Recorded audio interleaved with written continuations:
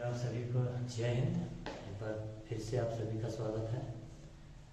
और डीएलएड प्रथम वर्ष के गणित शिक्षण के अंतर्गत अध्याय 12 कोण मापना, इसके अंतर्गत आज हम चर्चा करने जा रहे हैं। तो प्रायः आप सब जानते हैं कि कोण मापते समय बच्चों को कोणों की अवधारणाओं की स्पष्ट समझ नहीं होती है। दूसरी, जब वो कोण का मापन करते हैं तो मापन उपकरणों का सही तरीके से उपयोग भी वो लोग नहीं कर पाते हैं। तो इन सब को हम कैसे ठीक कर सकते हैं, तो इसके लिए हम आज इस अध्याय में चर्चा करेंगे। तो पहले हम देखें कि कोण क्या होता है। तो कोणों के बारे में प्रायः शिक्षकों से या बच्चों से जो कुछ हम परिभाषाएं सुनते हैं, देखते हैं, उसमें यही परिभाषा शायद होती है कि दो किरणों से मिलकर बनी हुई कोई झुकाव को हम कोण कहते हैं। लेकिन बच्चे वहाँ पर इस बात को बिल्कुल भी नहीं समझ पाते कि जो उसमें जो किरणें बनी होती है उसमें तीर का निशान क्यों लगा होता है, किरणों को हम खड़ी क्यों नहीं बनाते, और किरण हमेशा हम बाएं से दाएं ओर ही क्यों खींचते हैं। तो ऐसे बहुत सारे प्रश्न बच्चों के मन में होते हैं जिसे वो पूछ नहीं पाते या फिर उसकी अवधारणा अपने मन में नहीं बना पाते हैं। तो शुरुआत हम करें कि वास्तव में कोण बनता कैसे है, इसके लिए हमें कुछ गतिविधियों की जरूरत पड़ेगी। हम चाहे तो माचिस की तीलियों का भी उपयोग कर सकते हैं या फिर लकड़ी से बना हुआ कोई स्टिक भी ले सकते हैं, स्ट्रॉ भी ले सकते हैं। हम छोटे छोटे समूहों में बच्चों को सभी बच्चों को दो दो तीलियां या दो दो स्ट्रॉ दे करके उनसे कहें कि वो उन दोनों तीलियों या स्ट्रॉ के किसी भी एक सिरे को एक साथ पकड़ें और इस बात का ध्यान रखें कि दोनों तीलियां या स्ट्रॉ एक के ऊपर एक न रखी हों, उनकी दिशाएं अलग अलग हों। तो जब बच्चे इस तरीके से गतिविधि करते हैं तो वो देखते हैं कि वहाँ पर अलग अलग आकृतियाँ बच्चों को मिलती हैं। जैसे कुछ बच्चे इस तरीके से, कुछ उसको ऐसा पकड़े रहेंगे, ये माचिस की तीलियाँ मानो तो इसका हम तीर का निशान के रूप में भी समझ सकते हैं। कुछ बच्चों का इस तरीके से रहेगा, कुछ बच्चों का ऐसा हो सकता है। तो अलग अलग आकार के हमको कोणों की आकृतियां यहाँ पर मिलती हैं। तो इनसे बनी हुई जो भी आकृतियां हमको मिल रही, यही कोण है। इसके माध्यम से बच्चों को ये तो पता चल जाएगा कि कोण होती कैसे है, उसके वो दिखता कैसे है। लेकिन क्या इसको हम किसी तरीके से उनसे ये अवधारणा स्पष्ट करने को कर सकते हैं कि इसको हम कोण कहेंगे क्यों, किन कारणों से हम इसको कहेंगे। तो बच्चे अलग अलग तरीकों से इसको बता सकते हैं कि दो तीलियां यहाँ पर इस बिंदु पर मिल रही हैं, और या फिर कोई बच्चा कह सकते हैं इन दोनों के बीच में कुछ झुकाव है, इस कारण से भी हम इसको कोण कहते हैं। तो एक सर्वमान्य परिभाषा की अगर हम बात करते हैं तो वहां पर ये निकल करके आता है कि किसी एक बिंदु से अलग अलग दिशाओं में निकलने वाली दो किरणों के बीच का जो झुकाव होता है उसको हम कोण कहते हैं। अब ये जो कोण के और भी यदि हम उसको अभ्यास कराना चाहें या गतिविधियां कराना चाहें तो आप कोई घड़ी ले सकते हैं, दीवाल घड़ी। दीवाल घड़ी में दो कांटे, एक घंटे वाला कांटा और एक मिनट वाला कांटा होता है, और उसको पीछे से घुमा घुमा करके अलग अलग स्थितियों के कोण बना करके वहाँ पर बच्चों को प्रदर्शित कर सकते हैं और उसकी पहचान करा सकते हैं। एक सामान्य सा दिक्कत बच्चों के बीच में ये आता है कि हम हमेशा कोण, जैसे हम इसको हम लिख रहे हैं AOB, तो हम हमेशा इसको लिखते हैं कोण AOB। कभी भी हम इसको कोण का संकेत को हम इस तरीके से नहीं बनाते। क्या ऐसा लिख सकते हैं या नहीं? कोण का संकेत क्या ऐसा नहीं हो सकता? कोण का संकेत क्या इस तरीके से नहीं हो सकता? तो अलग अलग तरीकों से भी हमको कोणों के संकेत को बताने की जरूरत है, नहीं तो फिर बच्चा हमेशा, क्योंकि शिक्षक भी एक ही तरह के संकेत का उपयोग करता है, तो बच्चे भी हमेशा उसको उसी तरह का उपयोग करते हैं, और कहीं पर पुस्तक में भी दूसरी तरीके का संकेत आ जाता है, तो इसको बच्चों को समझने में दिक्कत होती है। ठीक ऐसे ही समकोण के बारे में, तो समकोण में हम उसके संकेत को कैसे प्रदर्शित करते हैं? हम हमेशा समकोण को इसी तरीके से प्रदर्शित करते हैं, क्योंकि ये 90 अंश को प्रदर्शित करता है। तो क्या हम समकोण को इस तरीके से प्रदर्शित नहीं कर सकते? क्या समकोण इस तरीके से प्रदर्शित नहीं की जा सकती? यहाँ भी तो 90 अंश के कोण होते हैं। तो ऐसे संकेतों को भी लिख करके बताने की जरूरत है। तो कोणों के संबंध में बहुत सारे उदाहरण हम बच्चों को दे सकते हैं, जिससे उनकी कोणों की समझ ज़्यादा अच्छी बने। जैसे हमारे पास जो पुस्तकें होती हैं, यदि हम पुस्तकों को एक निश्चित एंगल से खोलना शुरू करें, कुछ भाग नीचे कुछ भाग को ऊपर उठाते चले जाएं, तो दोनों पृष्ठों के बीच में जो कोण बन रहा है वो भी एक प्रकार का कोण है। उसको जैसे जैसे उठाते जाएंगे उसकी स्थिति बदलती जाएगी।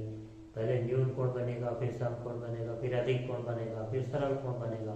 हम अपने हाथों में भी देखें तो यहाँ पर यदि हम इसको एक बिंदु मान लेते हैं, इसको एक किरण मान लेते हैं, इसको दूसरी किरण मान लेते हैं, तो इसको यहाँ से जैसे जैसे आप उठाते जाएंगे तो पहले आपको अधिक कोण मिलेगा, फिर क्रम से जब इस स्थिति में आ जाएगी तो समकोण मिलेगा, फिर और ज़्यादा झुकाएंगे तो आपको न्यून कोण मिलेगा।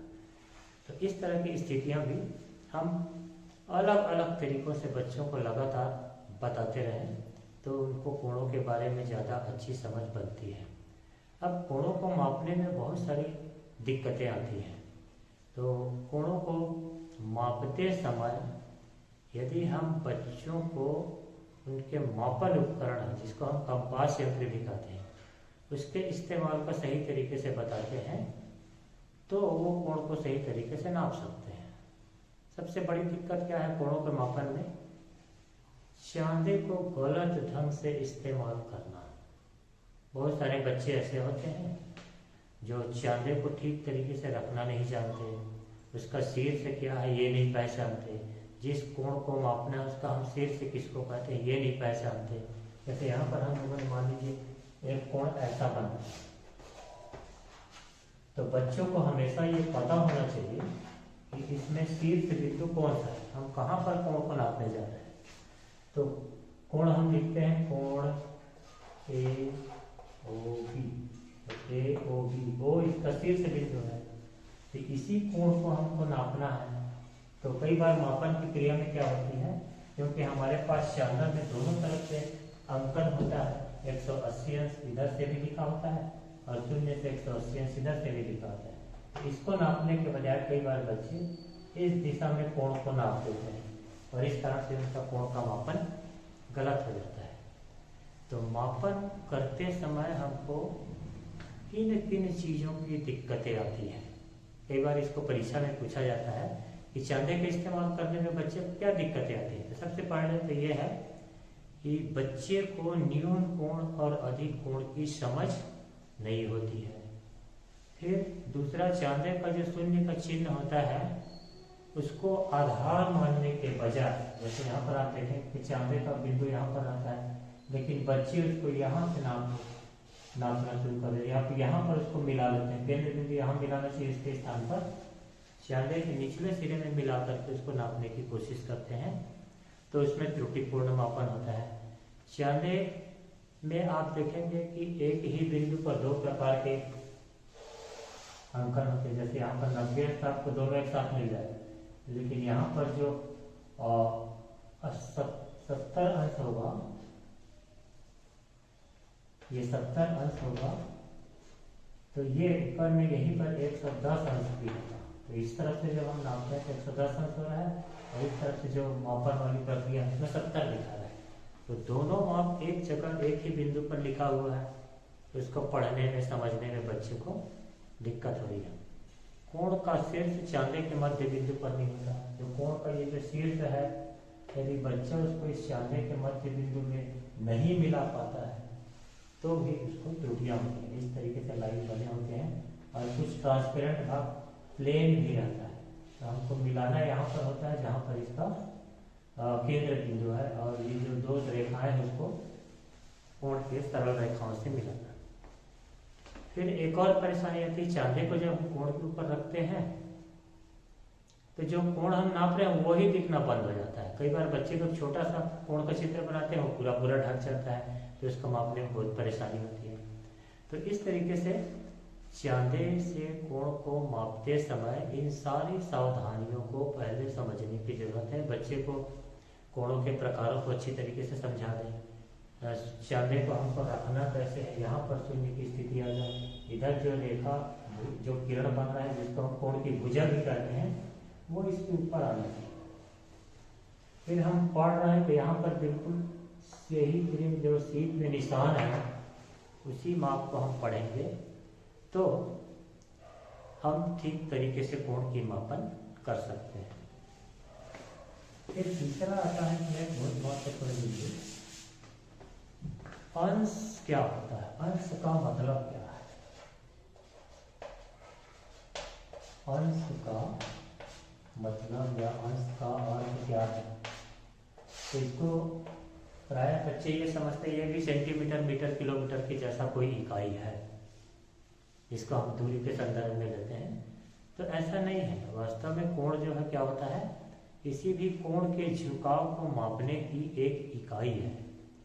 तो ये एक अंश कितना होता है इसको समझाने के लिए हमको बच्चों को एक गतिविधि कराने की जरूरत पड़ती है। मान लीजिए हम सबको ये पता है कि किसी भी वृत्त के केंद्र के चारों तरफ 360 अंश का कोण बनता है। तो इस एक अंश को प्रदर्शित करने के लिए हम क्या करें, एक 45 अंश की माप का 90 अंश की माप का एक टुकड़ा काट लेते हैं। मतलब इसको 4 बराबर भागों में बांट देंगे। एक जो है वो 90 अंश का टुकड़ा होगा। मान लीजिए कि ये नीले कलर का है। फिर हम दूसरा एक और टुकड़ा इसी से काटते हैं, वो 90 अंश की माप का आधा है। मान लीजिए कि वो 45 अंश का है। पहले वाले को हमने 90 अंश का लिया, दूसरे को 45 अंश का लिया, और तीसरा एक और लेते हैं, इसकी माप हम लेते हैं 15 अंश। एक नीले कलर का कार्ड हमने लिया, दूसरे 45 अंश का लिया, ये हरे कलर का है, और 15 अंश का है ये लाल कलर का है। तो तीनों प्रकार के माप के 3 ऐसा चाप आकार इसमें से काट लेते हैं 90 अंश वाला। तो जब आप इस 90 अंश वाले टुकड़े को इस वृत्त के ऊपर रखेंगे तो एक भाग में ये इतना कवर करेगा, दूसरे भाग में इसको कर लेगा, तीसरे में यहाँ तक करेगा और चौथे में पूरा। तो पूरे वृत्त को इस टुकड़े से हम 4 बार रखेंगे तो वो 360 अंश को कवर कर लेगा। मतलब 90 गुणी 4 ऐसे भी 360 होता है। लेकिन जब हम 45 अंश के टुकड़े को इसके ऊपर रखते हैं तो क्योंकि ये इसका आधा है तो 45 अंश में एक बार में यहाँ आएगा, 2 बार में यहाँ जाएगा, 3 में यहाँ जाएगा, 4 में यहाँ, ये पूरा पूरा इसको 8 बार रखने पर इसको कवर करेगा। तो हरा इसी प्रकार से लाल रंग का जो पार्ट है 15 अंश का है, इसको अगर हम यहाँ पर रखेंगे तो 15 अंश का जो टुकड़ा है वो इसको 6 बार में कवर कर रहा है, 90 अंश को, अगले 90 अंश को फिर 6 बार, तो 24 बार में ये इसको पूरा पूरा कवर करेगा। या दूसरे तरीके से हम समझना चाहें तो ये कर सकते हैं, ये 90 अंश का एक नीले रंग का जो भाग है वो 15 अंश के 6 टुकड़ों के बराबर है। इसको 6 टुकड़े अगर लाल रंग का यहाँ पर रखेंगे तो इसको कवर करेगा। या ये लाल रंग का टुकड़ा 45 अंश को 3 बार में कवर करेगा, 15 3 45।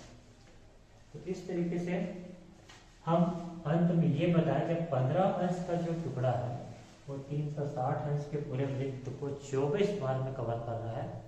तो अब आप ये अनुमान लगाइए कि एक अंश कितनी छोटी इकाई है। तो यहाँ से आप इसको बताएं कि अगर हम इस 15 अंश वाले कार्डबोर्ड को बराबर बराबर 15 टुकड़ों में काटें तो उसमें से जो एक भाग आएगा उसको हम कहेंगे एक अंश। तो ये कहलाता एक अंश। तो एक अंश की समझ बनाने के लिए हमको इस तरीके से गतिविधि करने की जरूरत है। और बच्चों को हम बहुत सारे गतिविधियां दे करके छोटे छोटे समूह में बना करके उनको गतिविधियां करने दें, मापने दें। कोणों को कितना होता है, 30 अंश कितना होता है, 45 अंश कितना होता है, 90 कितना होता है, जिनसे पाला पहले प्राथमिक स्कूल में बड़े बड़े कोणों से पढ़ता है। तो इन सब की समझ बन जाए